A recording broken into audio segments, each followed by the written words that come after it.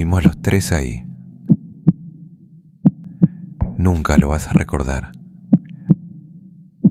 Nunca lo vamos a olvidar.